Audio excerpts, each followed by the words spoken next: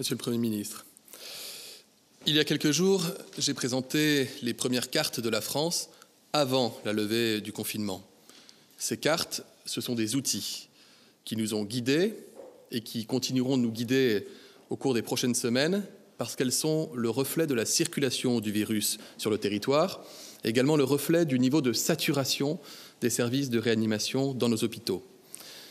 Ces cartes, elles ont pu soulever des inquiétudes, des espoirs, mais aussi parfois des incompréhensions selon la couleur verte, orange ou rouge. Aussi, je le précise bien, si votre département est en rouge, ce n'est ni une punition, ni une mauvaise note, ce n'est qu'un état des lieux de la situation virale sur un territoire donné, qui tient compte de données multiples, je le disais.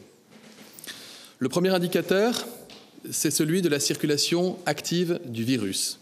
Les chiffres dont nous disposons sont issus d'un recueil de données robustes, fiables, quotidiens. Ils proviennent de presque 700 services d'urgence et permettent de comptabiliser environ 90% des passages aux urgences. Ils sont publiés quotidiennement et font une moyenne des informations recueillies sur les 7 jours précédents.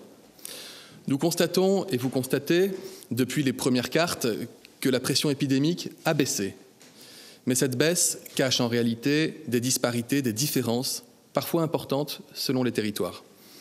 Si l'on affine et que l'on regarde territoire par territoire, la situation est la suivante, je la rappelle, en vert, les départements dans lesquels moins de 6% des patients adressés aux urgences viennent pour une suspicion de maladie au coronavirus. En orange, lorsque ce sont 6 à 10% des patients, et en rouge, c'est lorsque plus de 10% des patients qui vont aux urgences d'un hôpital y vont pour une suspicion de maladie à coronavirus.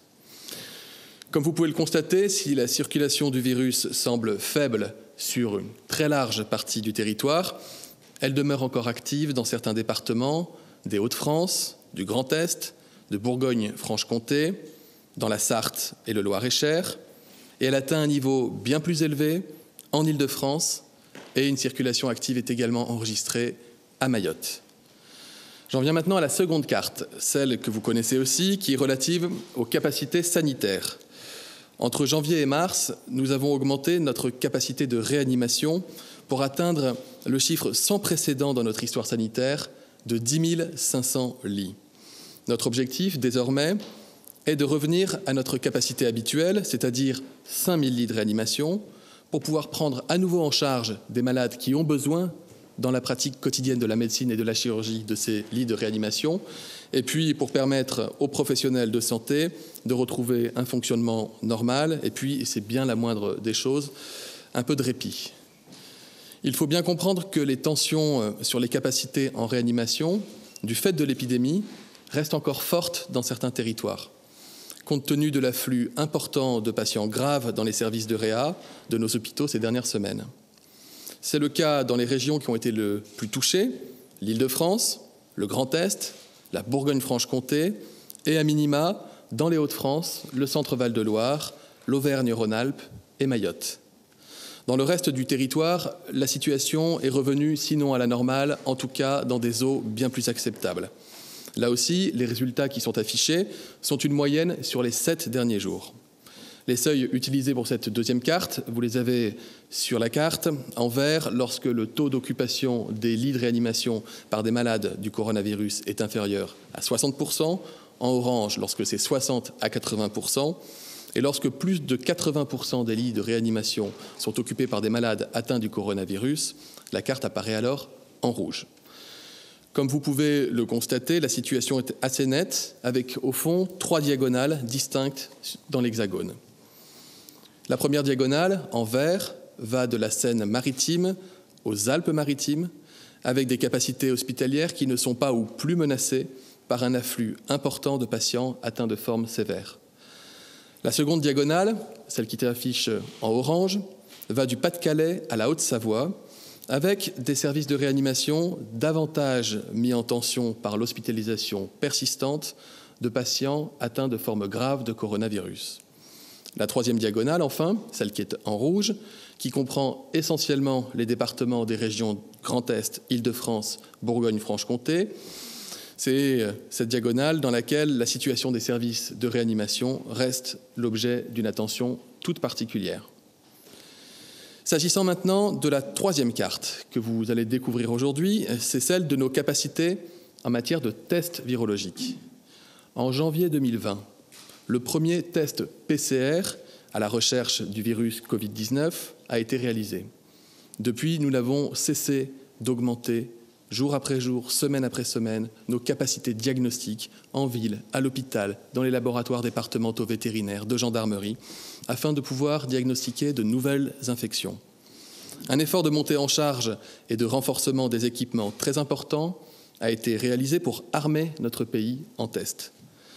Ces dernières semaines, tout a été fait pour être en capacité de dépister les personnes vulnérables, mais aussi l'ensemble des personnes symptomatiques et les cas contacts. La France est prête pour tester massivement. La capacité de dépistage est dès aujourd'hui au niveau des besoins estimés. Vous voyez, la carte est pour le moins limpide. Pourtant, parfois de la théorie à la pratique, il peut y avoir des écarts. C'est pourquoi j'invite les Français qui se seraient vus prescrire un test PCR et qui rencontreraient des difficultés de toute nature dans la réalisation de ce test à contacter le numéro vert 0800 130 000, le numéro que vous connaissez, afin de nous permettre de résoudre sans délai les problèmes éventuels.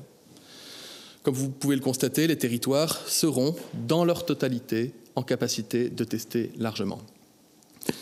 J'en termine donc par une carte qui fait la synthèse des différents indicateurs et qui se présente comme une photographie, comme un panorama de la situation des territoires français à compter du 11 mai. Cette carte articule les 3 indicateurs de pression épidémique, de tension sanitaire et de capacité en matière de tests. Vous le voyez, 4 régions, tous les départements de 4 régions restent en rouge. L'Île-de-France, les Hauts-de-France, Bourgogne-Franche-Comté et Grand Est. Pourquoi des régions et pas des départements ? Parce que nous faisons le choix de tenir compte comme indicateur prioritaire du niveau de tension, de saturation des réanimations des hôpitaux. Et que cet indicateur, nous l'avons vu lors de la vague épidémique dans les régions touchées, se conçoit à l'échelle régionale. En particulier, et le Premier ministre l'a dit, la situation en Île-de-France nécessite la plus grande des vigilances. Nous appelons les entreprises à recourir au maximum au télétravail. Nous invitons les habitants de l'Île-de-France à limiter leurs déplacements au strict nécessaire et l'ensemble de la population à appliquer encore plus scrupuleusement les gestes barrières. Quant aux personnes vulnérables, s'il vous plaît, limitez au strict minimum vos sorties et contacts avec toute autre personne. Je le redis, en Île-de-France, nous devons faire preuve d'une extrême vigilance. Je sais les difficultés que chacun a traversées ces dernières semaines et je sais combien tout le monde souhaite pouvoir reprendre une vie un peu plus normale. Mais nous voulons à tout prix éviter une reprise de l'épidémie qui viendrait alourdir encore la situation de ces territoires. Ce sont donc des mesures de précaution essentielles en cette période que nous devons respecter tous ensemble, collectivement. Voilà où nous en sommes. Les éléments que je viens de vous présenter sont fiables, ils sont solides. Mais je le rappelle, et chacun doit le garder à l'esprit, l'épidémie est évolutive et la vérité d'un jour peut ne pas être celle du lendemain. J'en appelle donc à ce qui ne fera jamais l'objet d'aucune attestation, d'aucune justification et d'aucune règle. C'est bien l'esprit de responsabilité de chacun pour le bien de tous.